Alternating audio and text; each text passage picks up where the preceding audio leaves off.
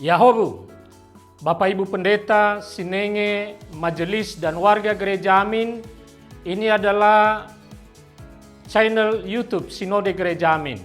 Karena itu, bagi yang mencintai Gereja Amin, tontonlah, subscribe, like, dan bagikan. Gereja Amin yang tangguh, mandiri, dan peduli. Tuhan Yesus memberkati.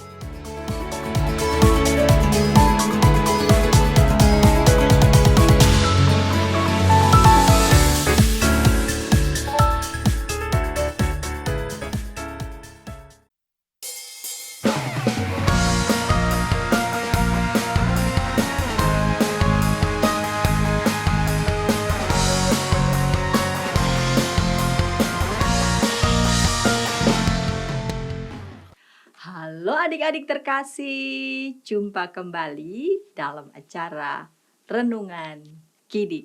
Bersama dengan saya, ada yang sudah kenal atau ada yang belum kenal, bisa jadi ada yang belum kenal karena baru saja melihat tayangan Renungan Kidi. Terima kasih adik-adik ya yang baru saja hari ini menyaksikan tayangan Renungan Kidi. Dan bagi adik-adik yang selalu setia mendengarkan firman Tuhan dalam acara Renungan Kidi, keren banget. Nah adik-adik, hari ini kakak mau membawakan cerita. Mulai dengan apa dulu ya? Ada yang tahu adik-adik, Kak Santi ini sedang pakai kostum apa? Ada yang tahu? Kurang jelas ya? Berarti kalau kurang jelas ngadepnya ke sini. Nah, kalau ngadepnya ke sini, tahu ya, ikan. Nah, adik-adik, ikan itu bisa lari nggak? Aduh, pertanyaan Kak Santi gimana ya? Bagaimana mungkin ikan bisa berlari? Ikan bisa berenang. Nah, adik-adik, kakak mau cerita ada seorang teman yang suka sekali berlari. Ada di sini yang suka berlari? Suka olahraga lari? Kak Santi suka olahraga lari. Tapi karena usia makin bertambah harus hati-hati. Sebab Kak Santi pernah cedera. Aduh sakit banget gara-gara saking senengnya berlari. Nah Kak Santi tadi kan udah bilang ya, punya temen namanya Didi, suka berlari dan mau ikut kompetisi berlari. Tapi dia punya masalah. Masalahnya apa ya? Nah sebelum kita dengar cerita kelanjutannya dan juga pasti membaca Alkitab dan merenungkan firman Tuhan, saya mengajak kita berdoa. Yuk, mari kita berdoa. Bapa di surga, kami anak-anak-Mu mau membaca Alkitab, merenungkan firman Tuhan. Bapa, Engkau berkati anak-anak-Mu dimanapun berada, yang siap merenungkan firman Tuhan dan membaca Alkitab. Terima kasih Tuhan. Amin. Nah adik-adik, Kak Santi mau lanjutkan ya cerita tentang seorang teman namanya Didi. Dia suka banget berolahraga. Salah satu olahraga kesukaannya adalah berlari. Tampaknya Didi ini cukup menonjol ya dalam kegiatan olahraga berlari.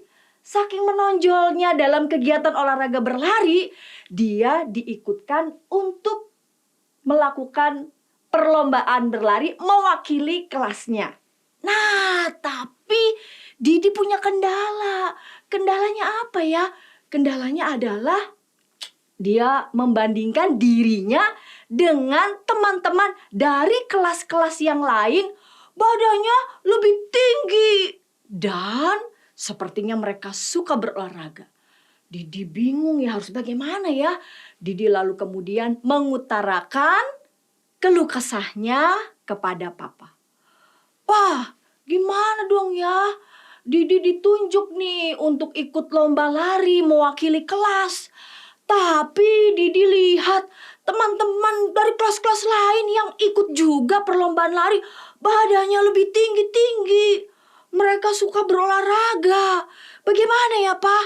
Pasti mereka akan berlari lebih cepat.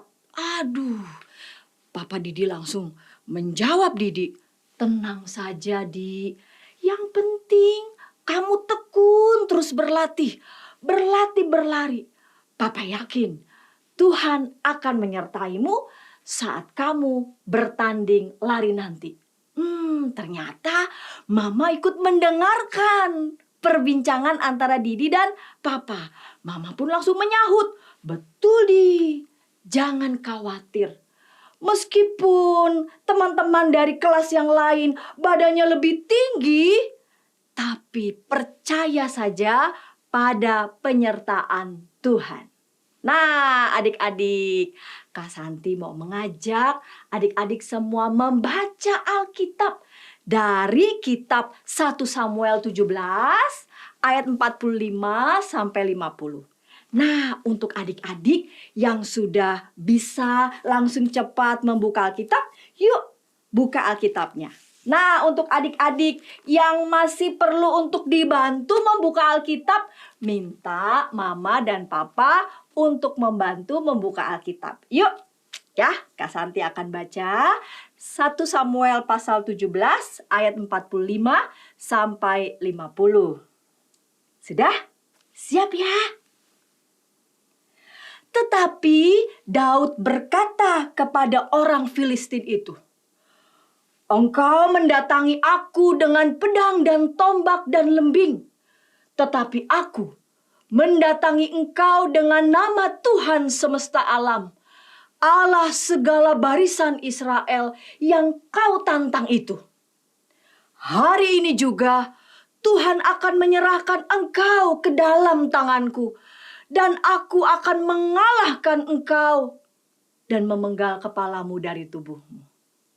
Hari ini juga aku akan memberikan mayatmu dan mayat tentara orang Filistin kepada burung-burung di udara dan kepada binatang-binatang liar, supaya seluruh bumi tahu bahwa Israel mempunyai Allah. Dan supaya segenap jemaah ini tahu bahwa Tuhan menyelamatkan bukan dengan pedang, bukan dengan lembing. Sebab di tangan Tuhanlah pertempuran, dan Ia pun menyerahkan kamu ke dalam tangan kami." Ketika orang Filistin itu bergerak maju untuk menemui Daud, maka segeralah Daud berlari ke barisan musuh untuk menemui orang Filistin itu.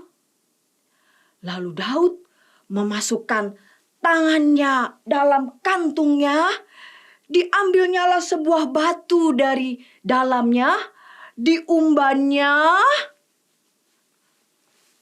maka kenalah dahi orang Filistin itu, sehingga batu itu terbenam ke dalam dahinya dan terjerumuslah ia dengan mukanya ke tanah. Demikianlah Daud mengalahkan orang Filistin itu dengan umban dan batu. Ia mengalahkan orang Filistin itu dan membunuhnya tanpa pedang di tangan. Nah, adik-adik, baca Alkitab ini kita harus mengerti apa maknanya ya. Apa makna dari yang mau disampaikan firman Tuhan dalam Alkitab dan juga dikaitkan dengan hidup kita sehari-hari. Jadi kita harus bijak-bijak untuk mengerti maknanya ya. Apa sih maknanya? Nah, maknanya adalah Daud akan berperang melawan Goliat. Namun, perbandingan postur tubuh mereka tidak seimbang. Daud melihat, aduh, tubuhnya Goliat besar, tinggi, perkasa. Sedangkan tubuh Daud jauh lebih kecil. Goliat pun menjadi sombong karena menganggap, Daud itu lebih kecil, pasti gampang untuk dikalahkan. Namun Daud menunjukkan meskipun ia kecil, tapi Tuhan mampu membuatnya mengalahkan Goliat yang sombong itu. Hal itu bisa terjadi karena Daud datang pada Goliat dengan membawa nama Tuhan. Adik-adik, dengan membawa nama Tuhan dalam hidup kita, penyertaannya pun akan selalu menaungi kita. Bahkan ia memampukan kita untuk melakukan hal yang mungkin menurut kita nggak mungkin itu dapat terjadi.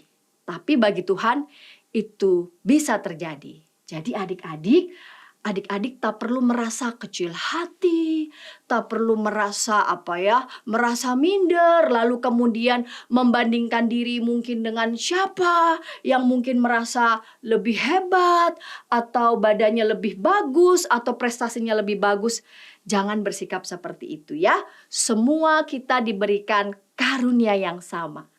Hanya yang diminta adalah percaya pada Tuhan, terus bertekun berlatih, terus bertekun belajar. Tuhan akan menyertai, Tuhan akan memimpin, Tuhan akan menuntun dan memberikan yang terbaik buat Kak Santi dan juga buat adik-adik sekalian. Mari kita berdoa.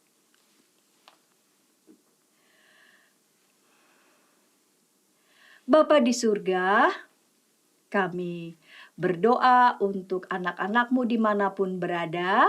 Terima kasih Engkau memberikan kepada kami karunia yang baik, karunia yang indah. Kami bersyukur untuk semua karunia yang Tuhan berikan bagi kami. Ajar kami untuk kami tidak perlu sombong atas karunia yang Tuhan beri, dan juga sekaligus kami tidak perlu merasa kecil hati. Tapi biarlah kami belajar rendah hati, dan kami juga mau belajar untuk bertekun, untuk berjuang, untuk terus belajar. Karena kami percaya Tuhan memberkati semua upaya anak-anak Tuhan yang bertekun. Amin. Adik-adik, demikian renungan kita hari ini. Jangan lupa subscribe ya, di-like ya, dan bagikan kepada sebanyak mungkin orang. Adik-adik, jika di antara adik-adik ada yang mau menyampaikan pertanyaan ataupun juga mau didoakan, adik-adik bisa menyampaikannya lewat nomor WhatsApp, minta papa mamanya ya, untuk bisa WhatsApp ke nomor 081281889191.